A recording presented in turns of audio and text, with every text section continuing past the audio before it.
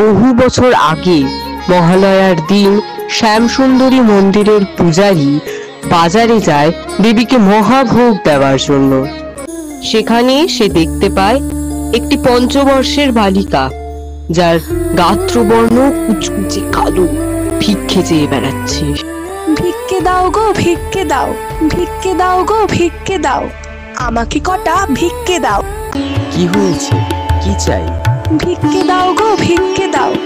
যা কাজ করে খা, তোকে ভিক্ষে দিতে পারবো না।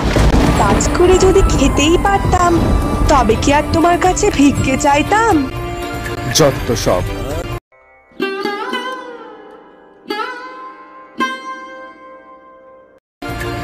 এ কি, মায়ের মূর্তি কোথায়? বাজারে যাওয়ার আগে তো এখানেই ছিল। মা, মা তুই কোথায় গেলি? মা, কেউ আছে? মা, মারে এবারে আমি তোকে কোথায় খুঁজবো?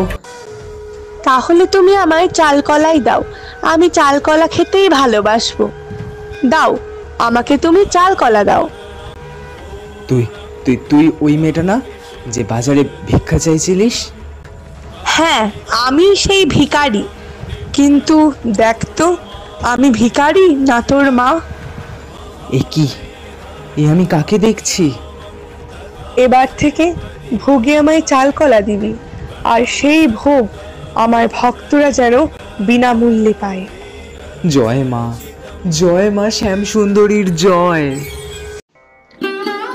জীবন্ত কালিকার এই মন্দিরের আশেপাশে রাত্রিবেলা শোনা যায় নূপুরের ছন্দ, এবং সকালবেলা যখন পূজারী দরজা খোলে সে দেখতে পায় মায়ের চরণে ধুলোবালি লেগে আছে।